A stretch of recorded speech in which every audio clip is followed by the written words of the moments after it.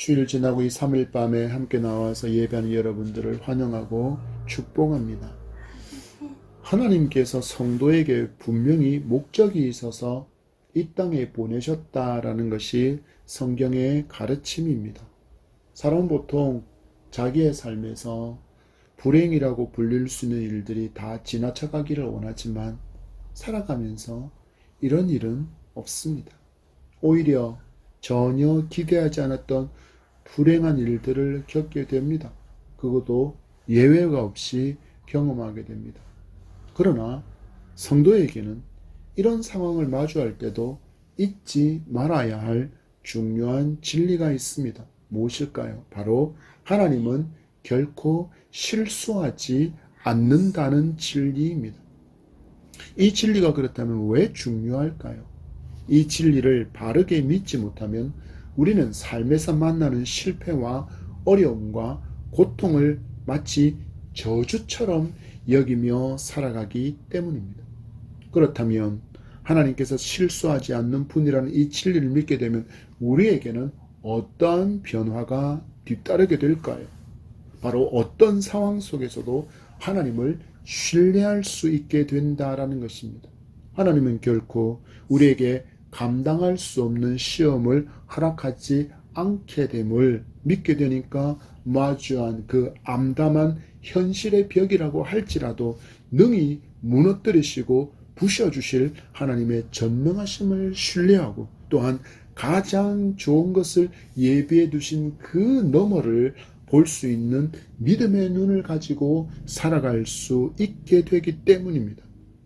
내 삶에서 일어나는 모든 일들이 바로 하나님의 그 통치 아래에 있음을 인정하며 살아가기에 그 모든 일들을 통해서 때로는 불행이라고 할지라도 때로는 실패라고 할지라도 때로는 고통이라고 할지라도 반드시 이 모든 것들이 합력하여 선을 이룰 줄 믿음으로 살아갈 수 있게 됩니다. 그리고 이 모든 시련과 고통과 어려운 때를 지나고 내가 돌아온 길을 돌아볼 때 그 길의 모든 흔적에서 나를 이끌어 가신 주님의 발자국을 우리 또한 함께 발견할 수 있게 되는 것입니다.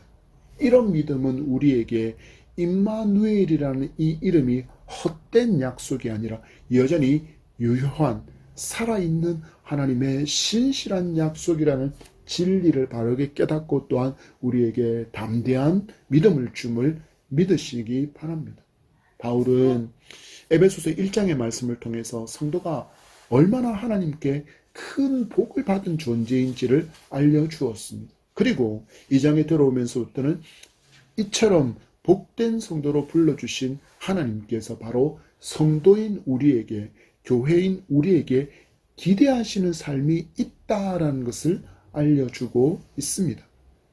곧 우리가 왜 지금 여기에 있는가에 대한 분명한 답을 주면서 성도를 향한 하나님의 꿈, 곧 비전을 알려주고 있습니다. 이렇게 알려주시는 우리가 비전을 붙들고 살아갈 때 성도는 가장 성도다운 그리고 가장 인간다운 삶을 살아갈 수 있음을 굳게 믿고 비전을 이루는 삶을 위해서 힘차게 경주를 이어가는 저와 여러분이 되기를 축복합니다. 부활의 승리를 거두신 예수님을 교회의 머리로 삼으시고 또한 온 교회를 통치하게 하시며 이제는 그 교회를 통해서 하나님의 선한 역사를 이루어가고 있다는 그 진리를 믿음으로 교회는 머리이신 예수 그리스도를 중심으로 아름다운 연합과 또한 합력의 선한 역사를 힘있게 성취할 수 있다라는 진리를 성경은 우리에게 가르쳐주고 있습니다. 많은 사람이 이런 아쉬움을 토로할 때가 있습니다. 교회는 구심점이 될 수 있는 그런 역할을 할 수 있는 중심적인 인물이 존재하지 않기 때문에 교회는 제각각의 목소리를 내어서 힘도 내지 못하고 한 목소리도 내지 못한다라고 말하는 사람이 바로 그 사람입니다. 그래서 마치 이스라엘 백성들이 하나님을 버리고 인간 왕을 구한 것처럼 가톨릭의 교황과 같은 통일된 구심점을 이룰 그런 어떤 인물을 기대하고 있는 모습을 우리가 많이 보게 되는데, 이건 정말 위험한 발상입니다. 왜일까요? 이미 우리에게는 교회의 머리가 되시는 예수 그리스도께서 계시기 때문입니다. 교회는 오직 이 머리신 주님의 가르침에 따라서 통치받기를 기뻐하고 그 뜻에 온전히 순종하는 열매를 맺으면 놀라운 구원의 역사가 교회를 통해서 일어날 것을 믿으시기 바랍니다. 그리고 이런 진리를 바르게 알아야 머리이신 예수님을 중심으로 하나님께서 예전에 예비하신, 하나님께서 기뻐하시는 비전을 이루는 교회로, 또한 교회답게 살아갈 수 있기 때문입니다. 바울은 이처럼 은혜로 구원받은 교회인 성도가 먼저 알아야 할 중요한 진리를 2장 1절에서 이렇게 우리에게 알려주고 있습니다. 시작. 그는 허물과 죄로 죽었던 너희를 살리셨도다. 사람의 실체를 바울이 진단하는 1절을 헬라어 그대로 직역하면 이렇습니다. 그리고 너희들의 허물과 죄들로 죽어 있는 너희들의 허물과, 그리고 너희들의 허물과 죄들로 죽어 있는 너희들. 왜 성경의 원어로 이 말씀을 알려드리냐면, 우리가 때로 기도할 때 죄로 죽을 우리를 위해라고 기도하는 경우가 있기 때문입니다.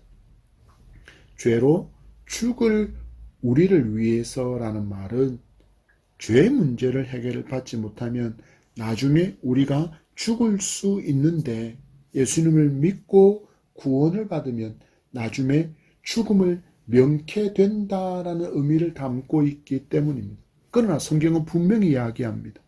너희는 허물과 죄로 어떻게 되었다고요? 이미 죽은 상태라고 말하고 있습니다.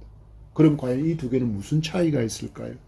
지금 예수님을 나의 구주로 믿지 않으면 나는 여전히 성도답고 인간다운 삶을 살아갈 수 없는 영적인 죽음, 곧 하나님과의 관계 단절 아래에서 살고 있다라는 의미이기 때문입니다. 곧 영적인 죽음이란 영혼이 생명의 근원이신 하나님을 배반하여 그분께 붙어 있지 아니하고 떠나가 있는 상태, 그것이 바로 영적 죽음입니다. 곧 생명이라는 것은 단순히 존재하는 것이 아니라 하나님 앞에서 하나님의 은총을 받아야 존재의 가치를 가지게 된다. 이것이 곧 생명이라는 것입니다. 하나님이 없는 생명은 그야말로 죽어 있다라는 것입니다. 영적인 죽음은 죽음의 본질적인 의미라는 것입니다.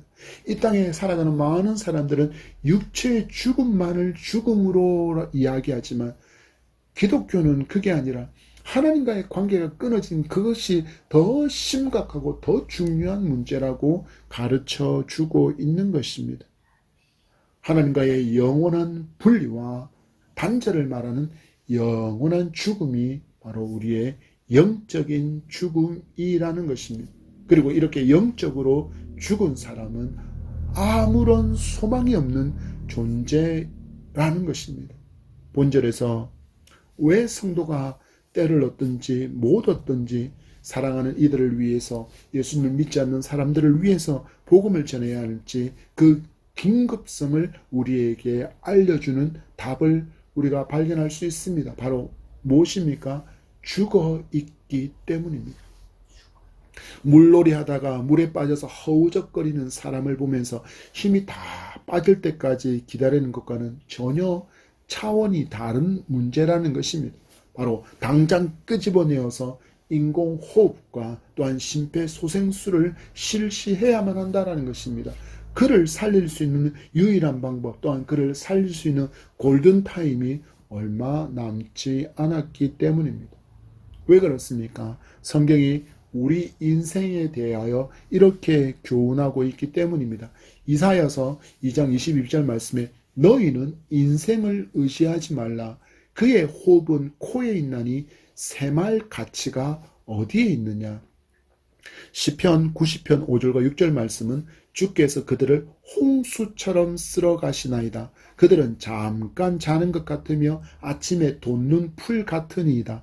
풀은 아침에 꽃이 피어 자라다가 저녁에는 시들어 마르나이다. 이사야서를 통해서 하나님께서 다른 인생을 의지하는 것을 멈추라 말씀하시면서 인간에 대해서 하시는 말씀에 쉬운 성경은 이렇게 번역하고 있습니다. 너희는 사람을 의지하지 마라. 그들은 곧 꺼질 숨을 내쉬를 따름이니 그에게 능력이 얼마나 있겠느냐라고 그렇게 번역하고 있습니다. 방금 들었던 시편 90편의 저자는 바로 모세입니다.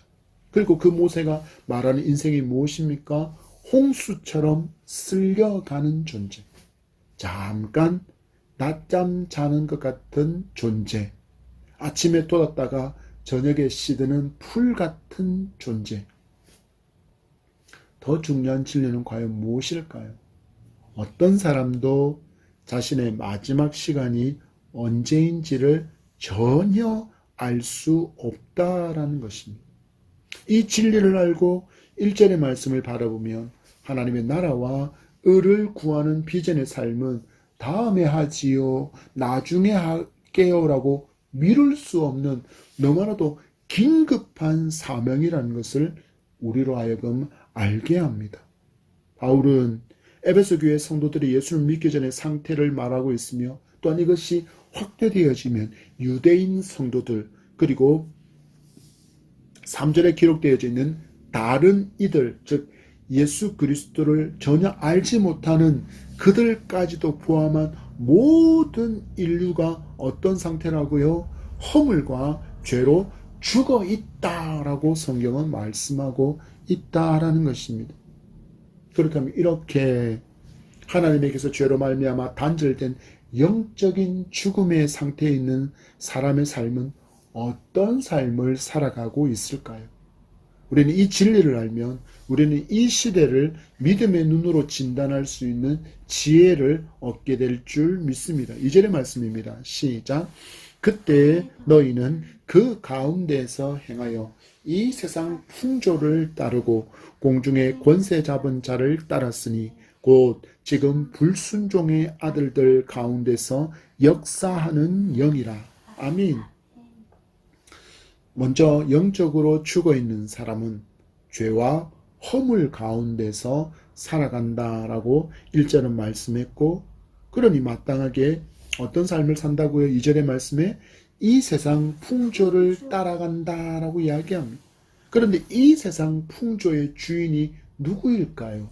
바로 공중 권세 잡은 마귀입니다. 곧 영적으로 죽은 사람은 마귀가 좋아하는 일을 아주 열심히 하며 살고 있다라는 것입니다. 그래서 아무리 인간적인 기준으로 착하고 선하게 살고 베풀고 남을 위해서 봉사하고 살아가는 사람이라 할지라도 실제적으로 영적으로 죽은 사람이기에 누구의 일을 지금 하고 있는 중이라고요? 바로 마귀의 일을 하고 있다라는 것입니다. 예수님을 믿지 않는 사람에게 복음을 전하면 되물어 오는 아픈 질문이 있습니다. 그 중에 하나를 예로 들자면, 야, 내가 살아보니까 내가 만난 크리스찬들이 보통 사람들보다 더 거짓말 잘하더라. 더 욕심부리더라. 더 이기적이고 더 이 가슴이 얼어붙어 있는 것 같더라. 그들은 막 다른 사람 비난하는 거 좋아하고 다른 사람하고 다투는 거 좋아하고 얼마나 이기적인지 모르겠더라. 나 그래서 교회 안 가련다. 그런 사람들이 있는 공간에 가면 나도 그런 사람처럼 될까? 나는 안 그러련다 라고 반응하는 사람들을 때때로 만나게 됩니다. 저는 개인적으로 이런 반응, 그들이 되묻는 질문에는 자신의 선함으로, 자신의 선행으로 혹은 나누고 섬기고 구제하고 봉사하는 그 일들이 바로 자신의 의로움을 평가하는 그들만의 기준으로 삼고 있기에 그들은 이렇게 판단한다라고 생각해 봅니다. 그러나 여러분 기억하시기 바랍니다. 성경은 우리가 의롭다라고 칭함을 받을 수 있는 유일한 길은 예수 그리스도를 믿는 일밖에 없다라고 말씀합니다. 그러면 저렇게 앞에서 만난 사람이 반응하는 그 사람들에게 왜 크리스찬은 이와 같은 모습으로 비춰질까요? 더 거짓말 잘하고 욕심 부리고 비난하고 다툼하고 자기만 하는 이기적인 삶을 산다. 왜 믿지 않는 사람들한테 크리스찬이 이렇게 비춰질까요? 바로 예수님을 믿게는 되었지만 우리는 단번에 구원의 마지막 단계인 영화로 들어가지 못하기 때문입니다.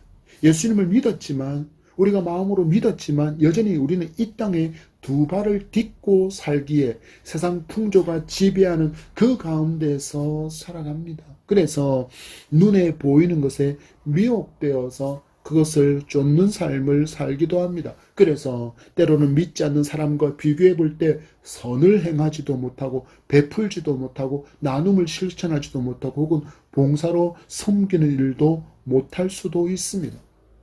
그러나 그럼에도 분명한 중요한 한 가지는 바로 우리가 지금 예수님 안에 들어와 있다라는 사실입니다.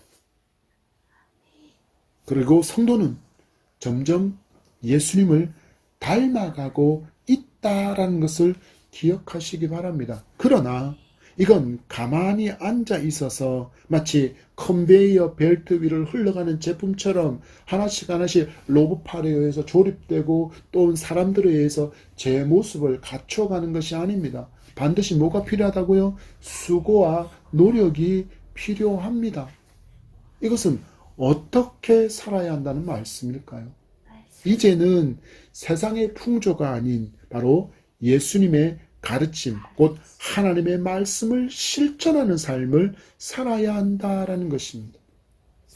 공중 권세 잡은 자를 따르는 삶이 아니라 우리의 주인이신 예수님을 따르는 삶을 살아야 하고 불순종의 아들들이 아니라 이제는 말씀에 즐거이 순종하는 하나님의 아들로 살아야 한다라는 것입니다. 이렇게 살아가는 것이 예수님을 나의 구주로 믿은 후에 성도가 마땅히 살아야 할 신앙생활이라는 것을 우리는 잊지 않고 기억해야 합니다. 그리고 바울이 계속해서 예수님을 믿지 않고 영적으로 죽어 있을 때 우리가 했던 그 모든 모습에 대해서 3절을 통하여 또 알려주고 있습니다. 3절의 말씀입니다. 시작. 전에는 우리도 다 그 가운데서 우리 육체의 욕심을 따라 지내며 육체와 마음에 원하는 것을 하여 다른 이들과 같이 본질상 진노의 자녀이었더니 아멘.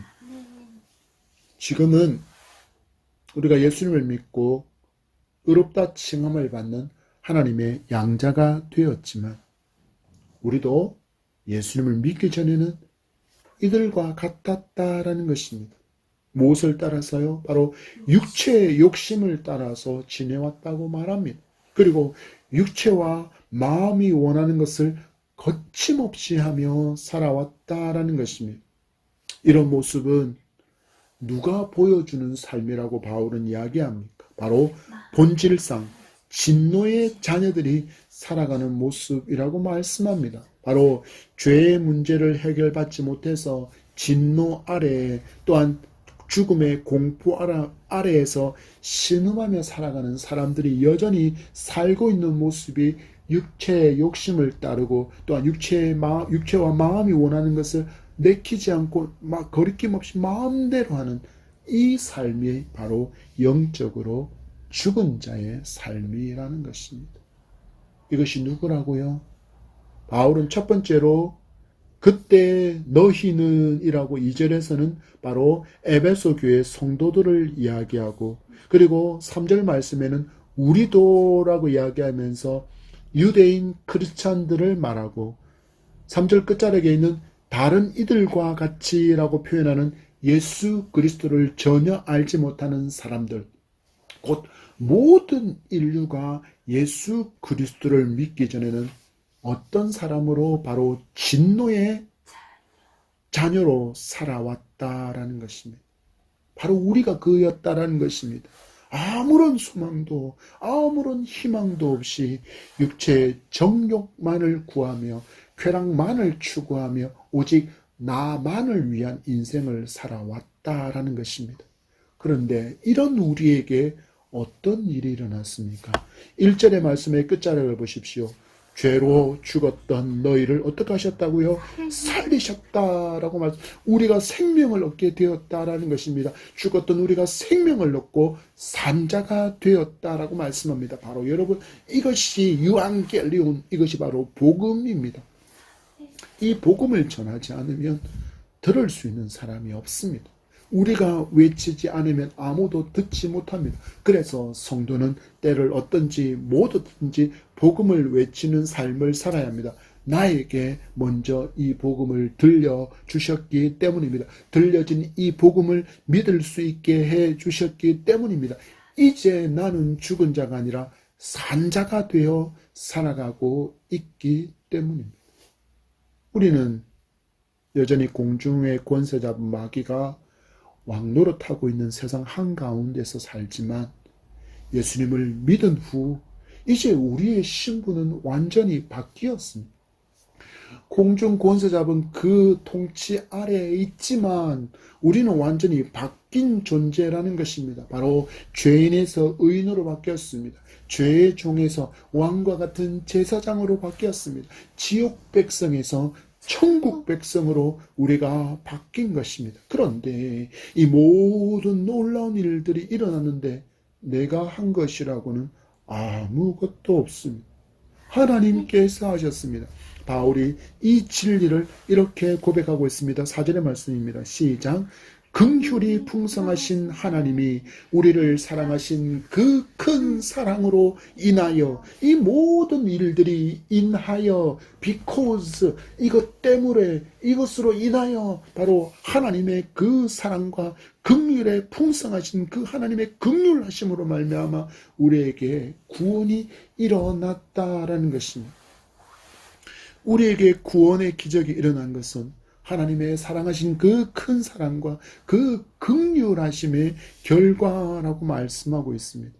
원수였던 나를 살리려고 당신의 아들을 십자가에 죽게 하신 그 사랑 때문에 아무런 자격도 없는 나를 그저 긍휼히 여겨주심으로 내가 지금 예수 안에 들어와 영생 복락을 누리며 살아가는 사람이 된 것입니다. 이것이 무엇입니까? 이것이 바로 미러클, 이것이 바로 기적입니다. 내 인생에 일어난 가장 놀라운 기적이 내가 지금 예수 그리스도를 믿고 예수 그리스도 안에 살고 있다라는 것입니다. 여러분, 신앙의 기적을 경험한 놀라운 은총을 경험한 감정도 분명히 필요합니다. 그러나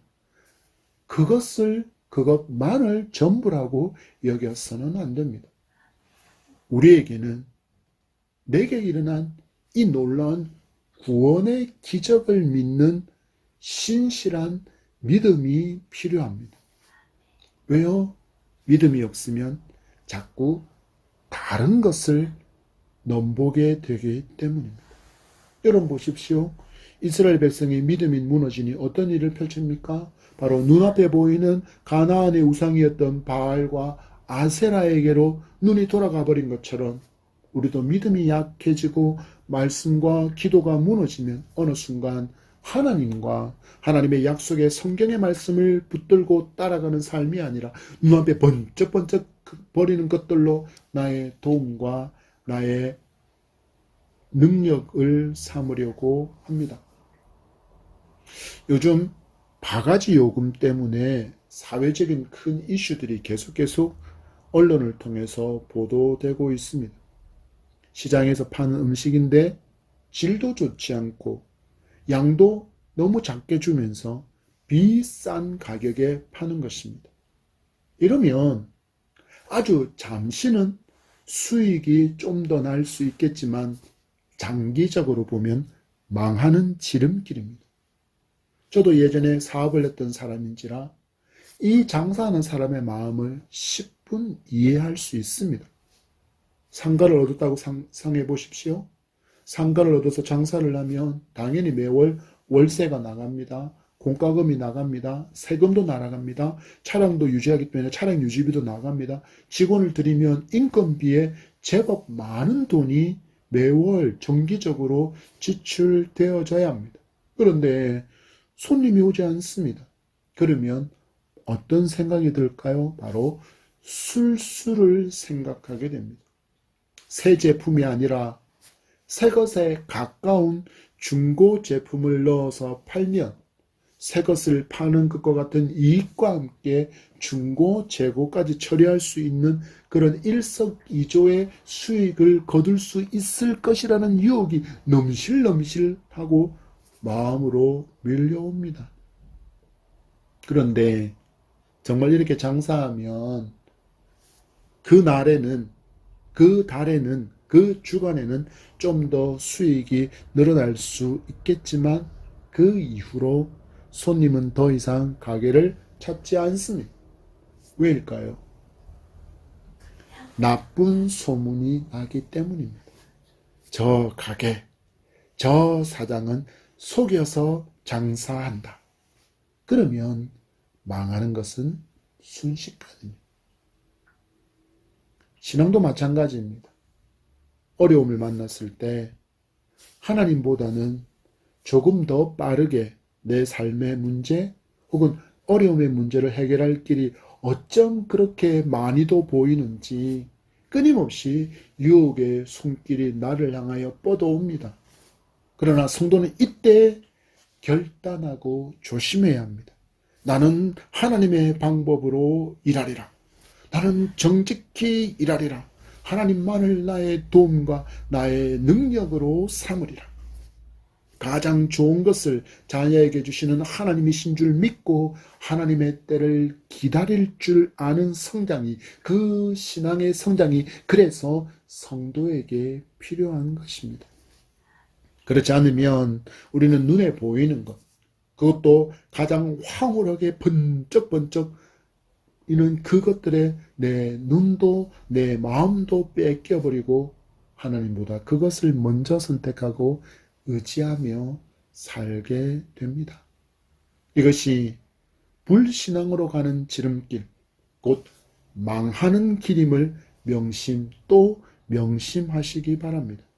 우리는 오직 신실하신 하나님의 약속의 말씀과 그 말씀을 주신 하나님을 더욱더 잘 믿어야 합니다. 그러면 됩니다. 시편의 말씀이 여러분의 신앙의 기초가 되기를 축복합니다. 시편 146편 3절에서 5절의 말씀입니다. 시작. 귀인들을 의지하지 말며 도울 힘이 없는 인생도 의지하지 말지니 그의 호흡이 끊어지면 흙으로 돌아가서 그 날에 그의 생각이 소멸하리로다. 야곱의 하나님을 자기의 도움으로 삼으며 여호와 자기 하나님에게 자기의 소망을 두는 자는 복이 있도다. 아멘. 여호와 하나님을 자기의 도움으로 삼는 자, 하나님께 소망을 두는 인생이 어떤 인생이라고요? 복이 있는 인생, 가장 복된 인생이다라고 이야기합니다. 왜 그럴까요? 바로 우리가 하나님의 피조물이기 때문입니다. 우리를 만드신 그분과 함께할 때 우리는 가장 사람답게, 가장 성도답게 살아갈 수 있다는 진리를 붙들고 살아가는 여러분이기를 축복합니다. 5절의 말씀입니다. 시작. 허물로 죽은 우리를 그리스도와 함께 살리셨고 너희는 은혜로 구원을 받은 것이라. 아멘. 바울은 예수님을 죽은 자 가운데서 살리신 것처럼 죄로 죽었던 우리를 살리셨다라고 이야기합니다. 여러분, 우리는 이 말씀에서 시점을 주목해 보기 원합니다. 내가 살게 된 때가 언제라고 말씀하고 있습니까? 예수님을 무덤에서 다시 살리신 바로 그때 우리도 주님과 함께 살아났다라고 말씀하고 있습니다. 우리의 구원은 이처럼 하나님의 놀라운 계획 그 한가운데서 일어난 것입니다. 그냥 우연히 일어난 것이 아니라 실수로 일어나는 것이 아니라 만세 전부터 계획된 하나님의 계획이 하나님의 때에 성취됨으로 내게 구원의 역사가 일어났음을 깊이 묵상해 보시기 바랍니다. 그러면 내가 얼마나 하나님께 소중하고 존귀한 존재인지를 여러분도 알 수 있습니다. 모든 것을 아시는 전지하신 하나님께서 내가 예수님을 믿은 후에 또 쓰러지고 넘어지고 죄에 유혹당하고 심지어는 하나님의 마음을 아프게 할 것을 아셨을까요? 모르셨을까요? 다 아셨습니다.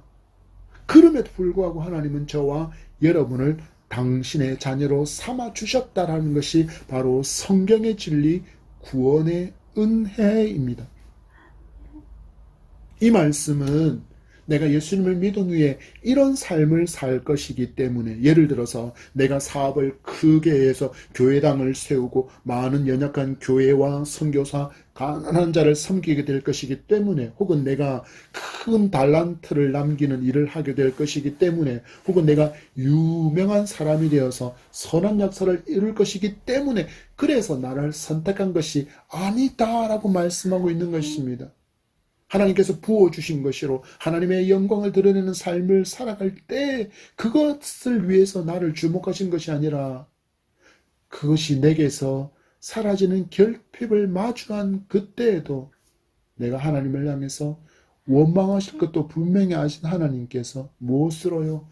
오직 은혜로 우리를 구원받게 해주셨다라는 것이 내게 일어난 구원의 신비입니다. 이 은혜를 제대로 이해하지 못하면 우리는 내 삶의 어떤 행위로 나를 평가하려고만 합니다. 내가 교회를 크게 유익되게 하는 사람이 아니라서 자신을 무익한 존재로 취급하지 말라라는 말입니다. 이것만이 하나님께서 우리를 당신의 자녀로 선택해 주신 이유라면 모든 성도를 부자로만, 그리고 권력자로만, 유명한 인사로만, 그리고 스타라고 불리는 그들로만 이 교회를 구성하셨을 것입니다. 그러나 하나님은 이런 사람들만 당신의 자녀, 성도로 부르시지 않으셨습니다. 우리처럼 힘없고 가난하고 연약하고 심지어 중독에 빠진 사람도, 흉악한 범죄자도 당신의 자녀로 선택하셔서 교회의 지체를 이루게 하셨고 교회를 든든히 세워가게 하셨습니다. 이 놀라운 은혜와 긍휼하심을, 이 긍휼하심의 구원을 우리가 제대로 이해하고 믿지 않으면 옛사람의 습관이 다시 나에게서 툭 하고 튀어나오게 될 때면 스스로 자책하고 하나님을 함부로 판단하게 됩니다. 하나님이 이런 나를 사랑하실까? 이런 나를 용서하실까? 하나님이 이런 나를 미워하시지는 않으실까? 단호하게 말씀드리지만 그럼에도 하나님은 저와 여러분을 사랑하십니다. 이런 연약한 우리에게 이 위로와 확신을 주는 성경을 보시기 바랍니다. 로마서 8장 38절과 39절의 말씀입니다. 내가 확신하노니 사망이나 생명이나 천사들이나 권세자들이나 현재일이나 장래일이나 능력이나 높음이나 깊음이나 다른 어떤 피조물이라도 우리를 우리 주 그리스도 예수 안에 있는 하나님의 사랑에서 끊을 수 없으리라. 아멘. 하나님의 사랑에서 우리를 끊을 수 있는 것은 아무도 없습니다. 심지어는 나 자신도 해당됩니다. 이 사랑을 받고 있는 사람이 누구입니까? 바로 저와 여러분입니다. 이런 우리이기에 하나님 우리에게 비전을 주시고 하나님의 꿈을 이루어가게 하시는 것입니다.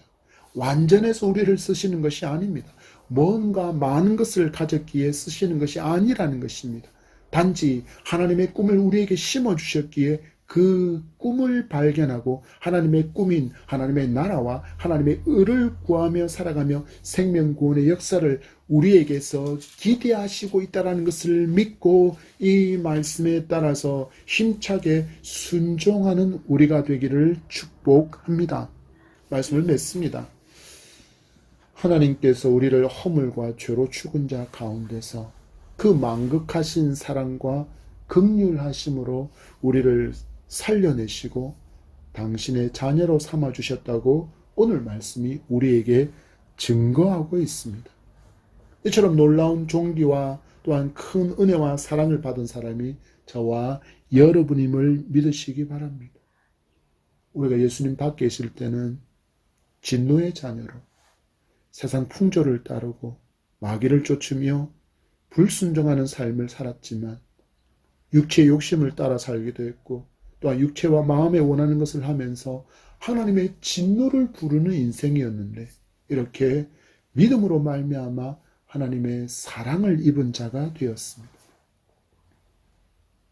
이처럼 놀라운 하나님의 사랑과 긍휼을 입은 우리가 이제는 그 긍휼과 그 사랑의 주님을 모르고 예전에 우리가 그랬던 것처럼 하나님과 원수로 살아가고 있는 수많은 사람, 바로 죽어있는 그들이 우리 주변에 있습니다. 어찌해야 합니까? 바로 이 사랑의 주님을 외치고 증거하고 자랑하며 살아가야 합니다. 이를 통해서 하나님의 나라와 의를 이루는 하나님의 비전을 이루는 인생을 살아갈 수 있기 때문입니다. 이 꿈을 이루어가는 방식은 사람마다 다 다릅니다.